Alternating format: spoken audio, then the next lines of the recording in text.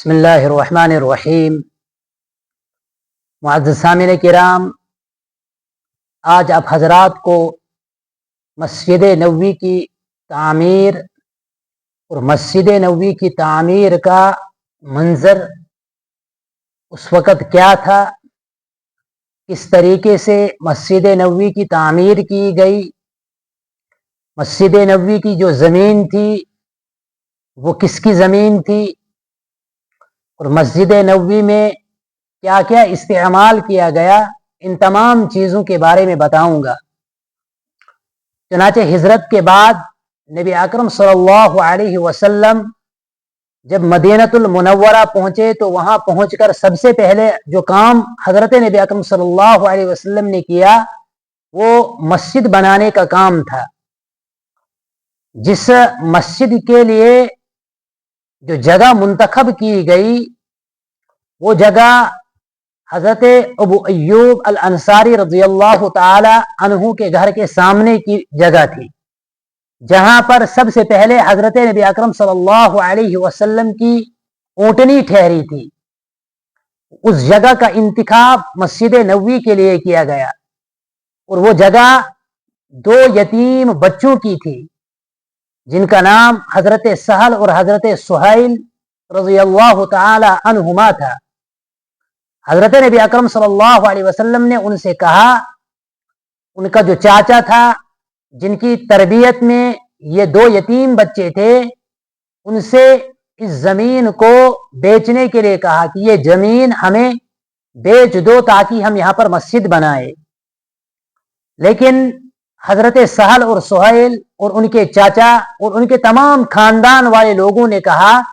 کہ ہم یہ جگہ بیچیں گے نہیں، البتہ ہم مسجد کے لیے اس کو وقف کر دیں گے۔ لیکن نبی اکرم صلی اللہ علیہ وسلم نے منع فرمایا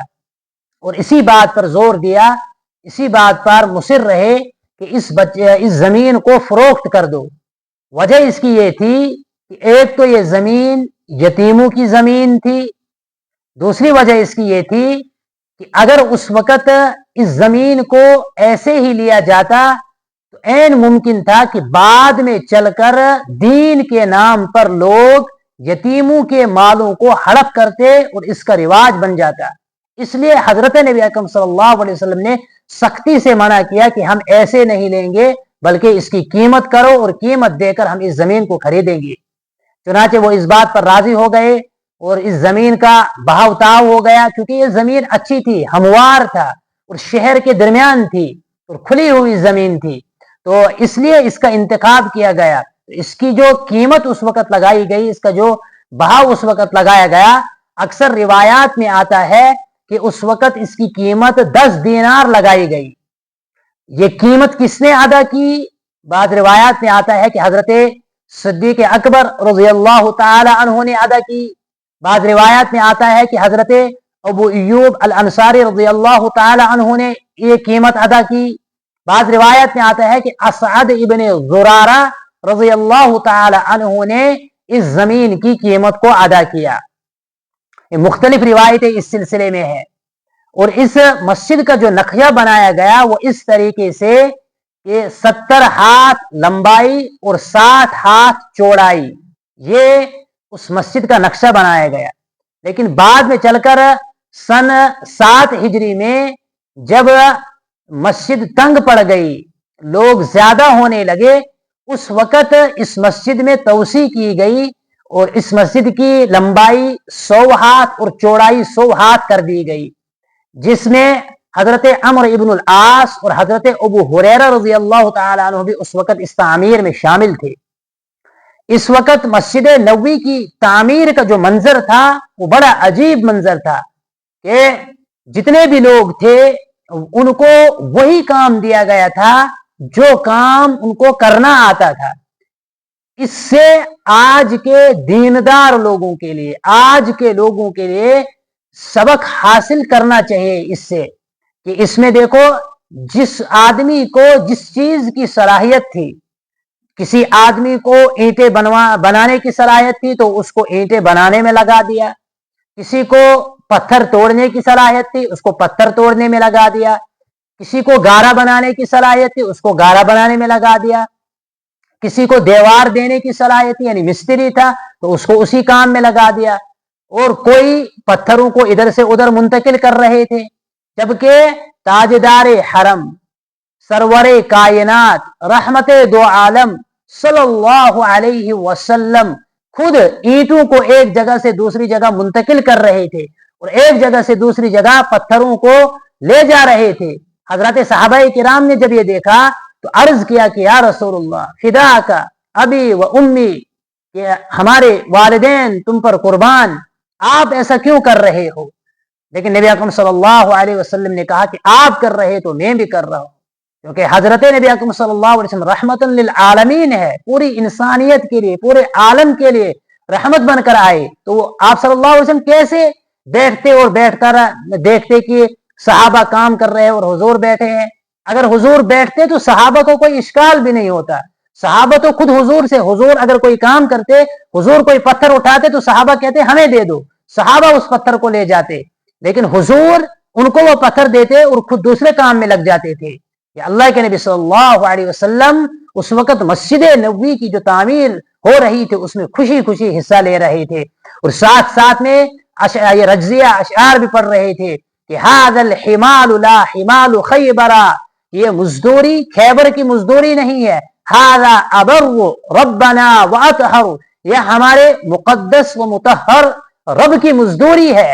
ये खैबर की मजदूरी नहीं है। और कभी यूं पढ़ते थे कि अल्लाहुम्मा इन्नल अजरा अजरुल आखिरा, ए अल्लाह अजर तो आखिरत का अजर है, असल सवाब तो आखिरत का सवाब है। दुनिया तो फानी है, यहाँ किसी चीज पर हमें कोई फायदा मिलेगा, कोई नफा हमें हासिल होगा, वो तो खत्म होने वाला है। असल जो अजर है, असल जो सवाब है वो आखिरत का सवाब है। फरहमिल अंसार वल मुहाजिरा अल्लाहुम्मा इन्नल अजरा अजरुल आखिरा फरहमिल अंसार वल मुहाजिरा, ए अल्लाह असल सवाब तो आखिरत का सवाब है, बस अंसार और मुहाजिरीन की मदद फरमाते जा। ये दुआ, ये रज़िया अशआर पढ़ रहे थे। और कभी कभी सहाबाई किराम भी रहमत दो आलम सल्लल्लाहु अलैहि वसल्लम की आवाज के साथ अपनी आवाज को जोड़ते हुए कहते जा रहे थे, पढ़ते जाते थे, लइन क़अदना वन नबिय्यु यअमलु, अगर हम बैठे रहेंगे और नबी अलैहिस्सलातु वस्सलाम काम करेंगे, लज़ाका मिन्नल अमलुल मुज़ल्ललु, फिर तो ये बहुत बुरा काम हमारे लिए है कि हम बैठे रहेंगे और हजरत नबी अकरम सल्लल्लाहु अलैहि वसल्लम काम करेंगे, ये तो बहुत बुरा काम होगा फिर हमारे लिए। ये पढ़ते जा रहे थे, पढ़ते जा रहे थे। मस्जिद नबवी की तामीर जब हो गई तो दीवारें जो थी वो इंसानी कद से थोड़ी ऊपर रखी गई, फिर उस पर खजूर की कड़ियां और शहतीर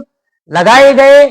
उनके जरिए से उनको छत दी गई, फिर उसके ऊपर खजूर की जो छाले थी और खजूर की जो टहनियां और डालियां थी उनको उनके ऊपर डाला गया, और ऊपर से कोई मिट्टी नहीं थी, जिसकी वजह से बारिश में छत टपकती थी, और नीचे वो पत्थर बिछाए हुए थे जिनकी वजह से नमाज पढ़ने में दुश्वारी होती थी। सुभान अल्लाह, ये रहमत दो आलम सल्लल्लाहु अलैहि वसल्लम, यतीम मक्का की आली शान मगर सादी मस्जिद, जिस मस्जिद में मजबूत कोई छत नहीं, पुख्ता कोई छत नहीं, जिस मस्जिद का कोई मजबूत फर्श नहीं, ये मस्जिद हजरत नबी अकरम सल्लल्लाहु अलैहि वसल्लम की मस्जिद थी, जो बैतुल्ला और मस्जिद बैतुल मक़दिस जो है उसके बाद तीसरे नंबर पर मस्जिद नबवी का दर्जा है।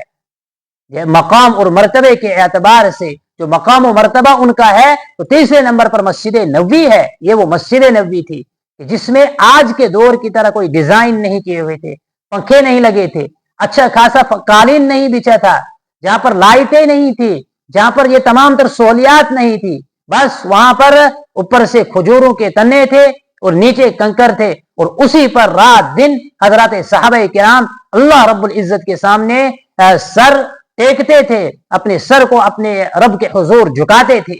ये मस्जिद थी कि उसकी दीवारें कच्ची थी और उसकी दीवारों में जो ईंटें थी वो भी कच्ची थी और उसका छत जो था वो भी कच्चा था, उसमें पानी टपकता था। कि मस्जिदें कच्ची थी लेकिन नमाजी पक्की थे। आज मस्जिदें पक्की है लेकिन नमाजी कहीं नहीं है। आज मस्जिद के अंदर तमाम तर सहूलियात, मस्जिद के अंदर एसी लगे हुए गर्मी से बचने के लिए, मस्जिद के अंदर हीटर लगे हुए सर्दियों से बचने के लिए, مسجد کے اندر عمدہ سے عمدہ قالینیں بچھی ہوئی ہے آرام کے لیے، اس کے باوجود امت مسلمہ مسجد کا رخ نہیں کر رہی، اس کے باوجود امت مسلمہ مسجدوں سے دور۔ اس وقت اور اس وقت میں فرق ذرا دیکھو، اس وقت کیا حال تھا اور اس وقت کیا حال ہے۔ اگر کل قیامت کے دن حضرات صحابہ کرام ہمارے گریبان پکڑیں گے اور کہیں گے ذرا بتاؤ، تمہاری مسجدیں اتنی عالی شان، تمہاری مسجدوں میں ہر ایک سہولت موجود، تمہاری مسجدوں میں آرام ہی آرام، اس کے باوجود تمہیں کبھی توفیق نہیں ہوتی تھی مسجد کی طرف آنے کی، اس کے باوجود تم نماز باجماعت نہیں پڑھتے تھے،